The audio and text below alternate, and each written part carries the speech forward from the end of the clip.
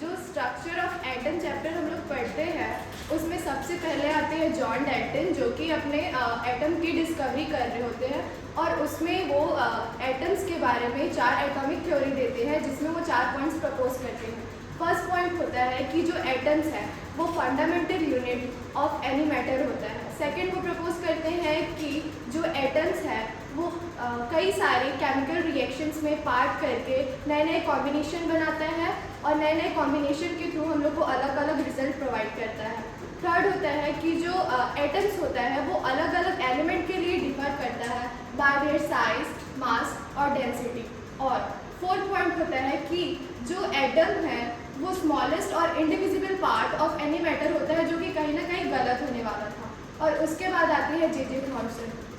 जो JJ. Thompson होते हैं वो एक एक्सपेरिमेंट करते हैं थ्रू यूजिंग डिस्चार्ज ट्यूब और उसमें वो लाइट गैस लेते हैं, जो कि हाइड्रोजन गैस होता है, और हाई वोल्टेज बैटरी का यूज़ करते हैं और लो प्रेशर पे यूज़ करते हैं।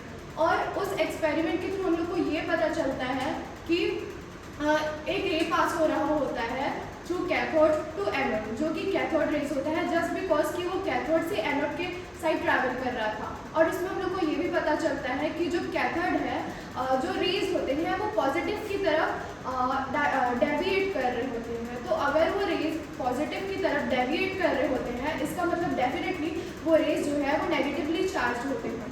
और इसके थ्रू हम लोग को जो जे.जे. थॉमसन है वो कंक्लूजन में हम लोग को इलेक्ट्रॉन देते हैं। और आफ्टर दिस हम लोग के जो है रदरफोर्ड आते हैं, और रदरफोर्ड हम लोग को ये बोलते हैं कि किसी भी पार्टिकल का जो चार्ज है वो न्यूट्रल होता है।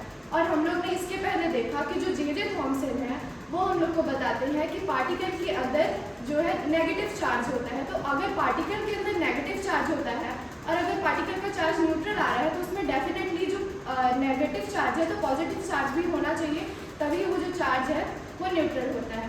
और उसके बाद आते हैं ई. गोल्डस्टीन, जो कि सेम डिस्चार्ज ट्यूब से एक एक्सपेरिमेंट करते हैं बाय यूजिंग परफोरेटेड कैथोड।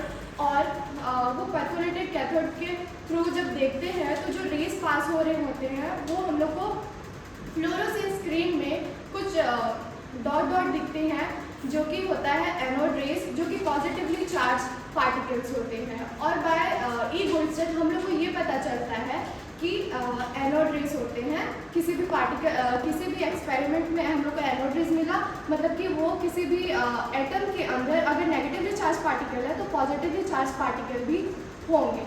और उसके बाद जो जे.जे.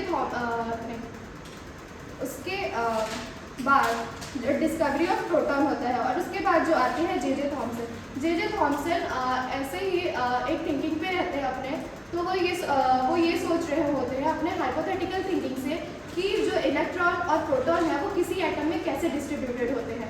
तो जे.जे. थॉमसन अपने जस्ट हाइपोथेटिकल थिंकिंग से विदाउट एनी एक्सपेरिमेंटल डिस्कवरी हम लोग को ये बताते हैं कि जो प्रोटॉन्स हैं उसमें जो इलेक्ट्रॉन्स हैं वो एम्बेडेड होते हैं, just like watermelon seeds are embedded in this massive substance of watermelon surrounding. तो उसके बाद हम लोगों को जो है जे.जे. थॉमसन अपने एक्सपेरिमेंट से E/m रेशियो का वैल्यू देते हैं। जो जे.जे. थॉमसन है वो अपना इलेक्ट्रॉन का चार्ज फाइंड करने का पूरा ट्राई करते हैं, बट वो उसमें फेल होते हैं, इसलिए वो हमें अपना E/m रेशियो का वैल्यू देते हैं, जो कि होता है 1.7 × 10⁻11 कूलम पर kg। और उसके बाद आते हैं R.A. मिलिकन, जो कि अपने ऑयल ड्रॉप मेथड से हम लोग को वो जो इलेक्ट्रॉन जो जे.जे. थॉमसन फाइंड करके दिए हैं उसका चार्ज प्रोवाइड करने के लिए।